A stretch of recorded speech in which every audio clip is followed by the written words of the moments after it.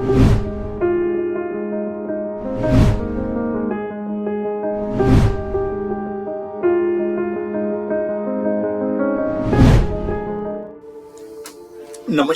मित्रों, क्रांति वेलनेस प्रस्तुत निरामय स्वास्थ्य के प्राकृतिक राजमार्ग के ऑडियो बुक में आप सभी का स्वागत है। हम जान रहे हैं जीवनी शक्ति कैसे जगाए। आज है हमारा अध्याय 12, उपवास की सार्वभौमिकता। श्रोता हो, जानते हैं उपवास का वास्तविक अर्थ? सामान्य अर्थ है उपवास मतलब न खाना, लेकिन गहन अर्थ है उप मतलब समीप और वास मतलब रहना। यानी उपवास का अर्थ होता है ईश्वर के समीप रहना। उपवास का उद्देश्य केवल आहार त्याग नहीं, बल्कि भगवान की शक्ति, आनंद, ज्ञान के समीप पहुंचकर उनका जागरण करना है। जानते हैं सभी धर्मों में उपवास का महत्व, मानव का परम लक्ष्य परमात्मा का सानिध्य है। इसलिए सभी धर्मों में उपवास अनिवार्य माना गया है। हिंदू धर्म माता पार्वती ने भगवान शंकर की प्राप्ति हेतु हजारों वर्ष तक कठोर उपवास किए। श्री मार्कंड पुराण और दुर्गा सप्तशती में राजा सूरत द्वारा निराहार तपस्या का वर्णन मिलता है।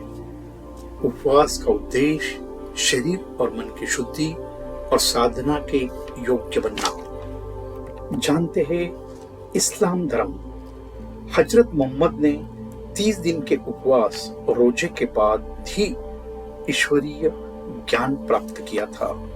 रमजान में सूर्योदय से सूर्यास्त तक न खाना पीना, इंद्रियों, वाणी और विचारों पे नियंत्रण, दान और अंत में ज़कात अर्पण।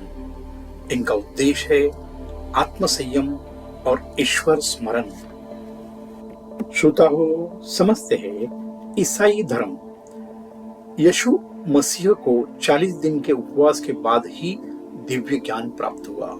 आज भी ईसाई धर्मावलंबी लेंट नामक 40 दिन का उपवास करते हैं। उद्देश्य पापों से मुक्ति, दान और ईश्वर चिंतन। यहूदी धर्म यहूदियों में भी उपवास को आत्मशुद्धि और ईश्वर भक्ति का प्रमुख साधन माना गया है। मित्रों, जानते हैं आधुनिक युग महात्मा गांधी क्या कहते हैं? गांधी जी ने आत्मशुद्धि और सत्याग्रह हेतु अनेक उपवास किए। उनका अनुभव था उपवास से स्वास्थ्य सुरक्षित रहता है और आयु बढ़ती है। मित्रों, समझते हैं विश्व में उपवास और चिकित्सा। आधुनिक विज्ञान ने भी उपवास को स्वीकार किया है। रूस सरकारी अस्पतालों में उपवास चिकित्सा को मान्यता। अमेरिका, जर्मन हजारों रोगियों का सफल उपचार केवल उपवास से। डॉक्टर शेल्टन 30,000 से अधिक रोगियों का उपवास द्वारा उपचार।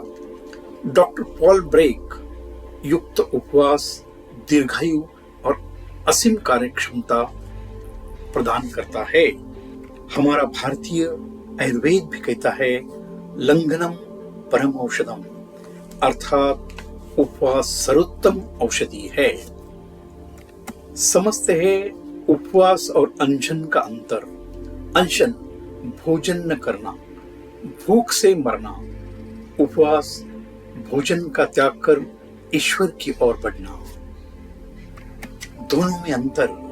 अनशन में ध्यान बाहरी भोजन पर, उपवास में ध्यान भीतरी जीवनी शक्ति पर। अनशन में विकार उभरने पर घबराहट होती है, उपवास में उनका स्वागत और शुद्धि का अनुभव आता है। उपवास में जल और वायु भी सूक्ष्म आहार के रूप में पोषण देते हैं। जानते हैं उपवास की प्रगतिशील विधि। नंबर 1, अनाज का त्याग। कंदमूल पर रहना, कंदमूल का त्याग, फलाहार पर आना, फल का त्याग, केवल शाकाहार, शाक का त्याग, जल और वायु पर रहना, अंतिम अवस्था केवल परमात्मा की ऊर्जा पर टिके रहना। माता पार्वती और मनु शत्रुपा के उपवास की इसी पद्धति के उदाहरण हैं। इसको अभी हम जानेंगे वैज्ञानिक दृष्टि से। सोवियत वैज्ञानिक डॉक्टर अनोखी ने कहा है 40 दिन तक उपवास संभव है और यह रोगनाशक है। उपवास के तीसरे दिन से शरीर में अद्भुत परिवर्तन आते हैं, रोग प्रतिरोधक क्षमता बढ़ती है, विकार नष्ट होते हैं और शरीर मन स्वाभाविक रूप से स्वस्थ हो जाता है। अंत में जानते हैं यह अध्याय का निष्कर्ष, उपवास केवल धार्मिक कर्म नहीं है बल्कि एक संपूर्ण चिकित्सा और आत्मिक साधना है। इससे शरीर शुद्ध होता है, मन नियंत्रित होता है, बुद्धि निर्मल होती है और आत्मा परमात्मा के समीप जाती है। यही कारण है कि उपवास को सभी धर्मों और सभी युगों में सर्वोत्तम साधन माना गया है। यहाँ अध्याय 12 समाप्त होता है। आज यहाँ तक ही है। मिलते हैं अगले भाग में। तब तक स्वस्थ रहे, मस्त रहे, खुश रहे। धन्यवाद। आपका दिन शुभ हो।